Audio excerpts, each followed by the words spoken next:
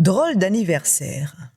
Pour fêter leur anniversaire de mariage, Campertig le jaguar et sa femme élèvent un cochon. La bête bien nourrie devient grosse et grasse. Jour après jour, Campertig salive à la voir s'arrondir de la sorte et n'a qu'une envie, la dévorer à lui tout seul. Par une nuit bien noire, il se rend dans le parc à cochons, badigeonne l'animal de roucou, d'huile de wara, des pieds jusqu'à la tête en passant par les oreilles, sans oublier le bas du ventre.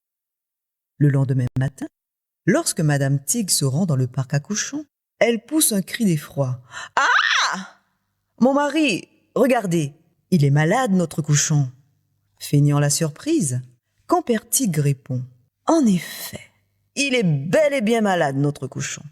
Nous devons nous en débarrasser.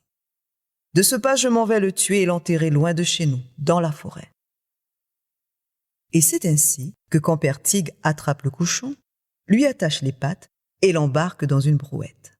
Avant de partir, il se dépêche de placer quelques ustensiles de cuisine dans son catourido. Après avoir longtemps marché, Campertig, un peu fatigué et surtout impatient de se faire une bonne fricassée, s'arrête. L'endroit est plutôt pas mal, mais à peine s'est-il installé que des mouches envahissent les lieux. Campertig reprend son catourido, enfourche sa brouette et poursuit son chemin. Peu de temps après, il s'arrête de nouveau, mais l'endroit est aussitôt envahi par des fourmis. « Je n'ai pas fait tout ce chemin pour partager le cochon ni avec des mouches, ni avec des fourmis », s'écrie-t-il. Tig remet le chemin sous ses pattes. Après avoir longtemps marché, il arrive dans une petite clairière.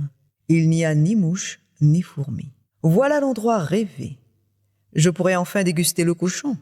Campertig tue l'animal, le découpe, lui prend le foie, les poumons, le cœur, quelques belles côtes et se prépare une bonne fricassée. Lorsqu'il porte à la bouche son premier morceau de cochon roussi, il entend une voix résonner. « Tombez, Megoué, tombez !» D'un coup d'un seul, Tig s'écroule par terre, puis renfle d'un profond sommeil. Massala, le maître des bois qui le surveillait, se rapproche alors de la marmite et dévore toute la fricassée. Quand il a fini, il prononce ces mots. « Levez, Megoué, levez !» Tig revient à lui, tandis que Massala disparaît dans un épais nuage de fumée. Dans la marmite, il n'y a plus rien. Campertig rugit de colère. « Messieurs cric, messieurs crac !» Bien décidé à ne pas se laisser piéger une seconde fois, Campertig aux aguets fait rôtir la moitié du cochon.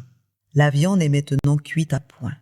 Le regard toujours à l'affût, Tig découpe une belle tranche et s'apprête à croquer quand soudain il entend « Tombez, Megoué, tombez !»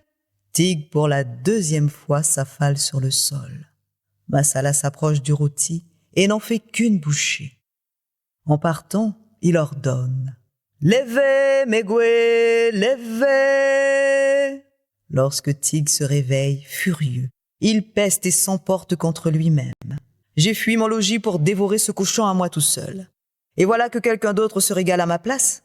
Il faut absolument que je me débarrasse de cet indésirable.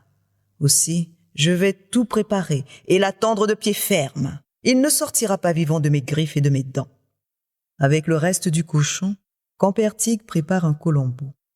Certain de démasquer le coupable, Campertig va se cacher derrière un arbre. Mais rien n'y fait. Au bout d'une heure, il est toujours derrière son arbre, et le colombo est maintenant froid. Alors Campertig sort de sa cachette et s'écrie « Comment, vous ne venez pas, je vais me mettre à table !» En faisant mine de vouloir croquer un morceau de viande, la voix de Massala retentit. « Tombez, Megoué, tombez !» Tig s'écroule pour la troisième fois. Massala s'installe et dévore tout le colombo. Quand il s'est bien régalé, le sourire aux lèvres, il prononce pour la toute dernière fois la formule magique. « Levez, Megoué, levez !»